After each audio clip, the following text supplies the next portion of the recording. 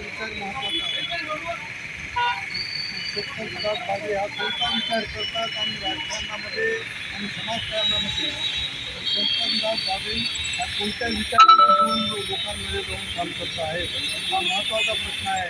आणि म्हणून मी त्यांना जे पहिल्यापासून पाहिलेलं आहे 1983-84 पासून त्यांचे जे माझे राजकीय संबंध आले त्या राजकीय संबंधामध्ये ते अनेक ठिकाणी उभेसुद्धा राहिले आणि उभे राहिल्यानंतर ते इलेक्शन लढलेसुद्धा. परंतु हे इलेक्शन लढत असताना त्यांचा जो विचार आहे हा विचार आंबेडकरवादी विचार आहे. आणि तो आंबेडकरवादी विचार म्हणजे रिपब्लिकनचा विचार. रिपब्लिकन विचार हा काय आहे? या तरुणाला जो विचार आवश्यक आहे तो खऱ्या अर्थानं रिपब्लिकन विचार त्याला आवश्यक आहे का हा महत्त्वाचा प्रश्न आहे. आणि ते हे नेहमी मांडतात की डॉक्टर बाबासाहेब आंबेडकरांनी रिपब्लिकन विचार केलेला आहे आणि रिपब्लिकन विचार म्हणजे या देशाला रिपब्लिक बनवले. भारताच्या राज्यघटनेप्रमाणे या देशाला रिपब्लिक बनवायचं आहे, प्रजासत्ताक बनवायचं आहे, प्रजेचं राज्य बनवायचं आहे. आणि म्हणून याला आपण हा भारत देश प्रजेचं राज्य आहे असं आपण मानतो. तो कोणत्याही धर्माचं राज्य नाही, कोणत्याही पंथाचं राज्य नाही, कोणत्या एका व्यक्तीचं राज्य नाही, तर ते एका प्रजेचं राज्य आहे. आणि प्रजेचं राज्य त्याला म्हणतात रिपब्लिक. त्या प्रजातंत्र जे आहे ते प्रजातंत्र म्हणजे त्याला म्हणतात रिपब्लिक. हा रिपब्लिकचा जो विचार आहे हा विचार पुरुषोत्तमदास भावे हे नेहमी मांडतात. विचार बाबासाहेब आंबेडकरांचा विचार आहे.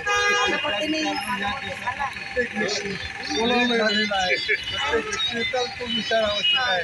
तर आपण प्रजातंत्र असून त्या ठिकाणी भारतीय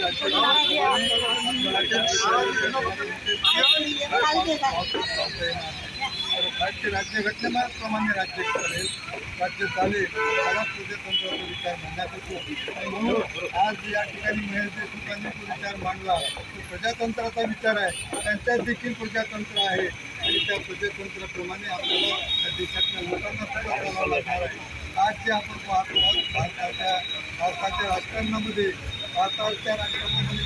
तरुण आहे. भारताचा तरुण भारताच्या तरुणाला त्या ठिकाणी कुठच्या धर्माचं राज्य नको, तर या ठिकाणी त्यांना तो पाहिजे आहे प्रजेचं राज्य पाहिजे, प्रजातंत्र पाहिजे आहे, लोकशाही पाहिजे आहे. आणि म्हणून त्या दृष्टिकोनातून आज बागडीने जो विचार मांडलेला आहे तो बागडीचा विचार जो आहे त्या दृष्टिकोनातून चालतो आहे.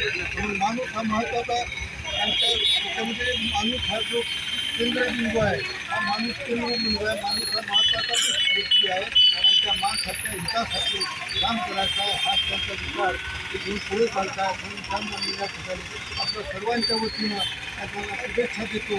त्यांना त्यांच्या जीवनामध्ये जास्तीत जास्त लोकांची कामं करण्याची जी शक्ती आहे ती भगवान बुद्ध त्यांना देऊ याची मी प्रार्थना करतो आणि माझ्या त्यानंतर माझ्या जन्मदिवसात सर्व उपस्थित झाले त्याबद्दल आभार व्यक्त करणं माझं कर्तव्य आहे सर्वांचं. म्हणून सर्वप्रथम आपण सर्व काँग्रेसच्या नेतृत्वामध्ये हा देश उभा झाला. त्याच्या नेतृत्वामध्ये आपण सर्वांनी काम करायला सुरुवात झाली.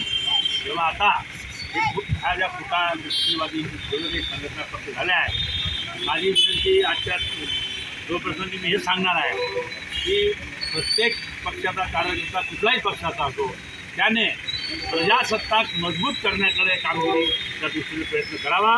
आणि प्रजेची सत्ता या देशामध्ये खलास होऊन राहिलेली आहे आणि प्रजासत्ता सत्तेच्या अधीन जात आहे, गेलेली आहे. तेव्हा या प्रजासत्ताकला वाचवण्यासाठी सर्व आपण एकत्र येऊन प्रजासत्ताकासाठी आपण प्रयत्न करू एवढंच मी बोलतो.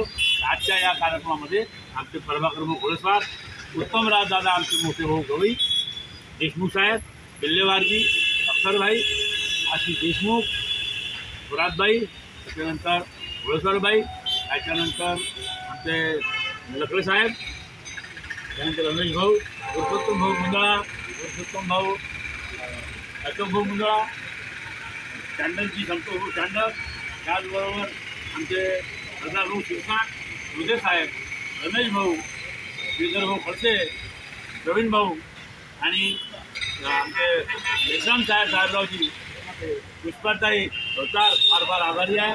त्यानंतर पाणीगरजी, त्यानंतर सचिन भाऊ आणि सोनूबाई, या सर्व जे कोणी आहे जिथं आलेले आहे त्या सर्वांचं, गाळेकरताई,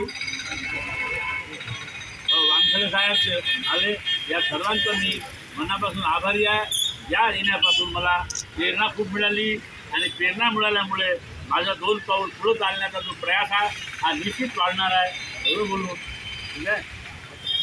पत्रकार आहेत आपले आणि त्यांचंसुद्धा मी अभिनंदन करतो.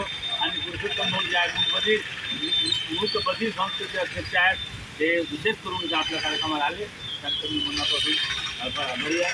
त्यानंतर तुम्ही एखादं सुप्रसिद्ध नाम करा. आंबेडकरांचा विजय असो. डॉक्टर बाबासाहेब आंबेडकरांचा विजय असो.